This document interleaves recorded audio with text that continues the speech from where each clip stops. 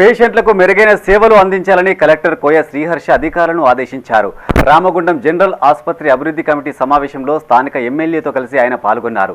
అధికారులకు పలు సూచనలు చేశారు. ఈ సందర్భంగా కలెక్టర్ మాట్లాడుతూ జనరల్ ఆసుపత్రిలో అవసరమైన మౌలిక వసతుల కల్పన, లాజిస్టిక్స్ ఏర్పాటుకు చర్యలు తీసుకుంటామన్నారు. ఆసుపత్రిలో పారిశుద్ధ్య నిర్వహణ చాలా వరకు మెరుగు కావాల్సిన అవసరం ఉందన్నారు. ఆసుపత్రికి వచ్చే రోగులతో కింది స్థాయి సిబ్బంది ప్రవర్తించే తీరును నిరంతరం పర్యవేక్షించాలన్నారు.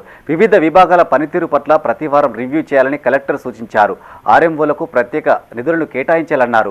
వైద్య కళాశాలలో ర్యాగింగ్ జరగకుండా పకడ్బందీ చర్యలు తీసుకోవాలన్నారు. ఈ సమావేశంలో ఆసుపత్రి సూపరింటెండెంట్ డాక్టర్ దయాల్ సింగ్, ప్రజా ప్రతినిధులు, సంబంధిత వైద్య అధికారులు పాల్గొన్నారు. August 2022.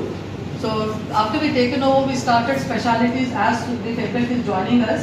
16 specialties have been started with 3 super specialty departments, and we are giving round the clock emergency services in the hospital. So total faculty right now is 10 professors are there, 12 associate professors, 60 assistant professors, 30 senior residents, 11 house surgeons. We have luckily few RMOs have joined recently, otherwise there were only 2 RMOs. Now we have 5 RMOs. Nursing staff, we have a very good number, 365. A huge number has joined the general hospital. Ministerial staff 23, technical staffing interviews, that's why we are doing repeatedly. So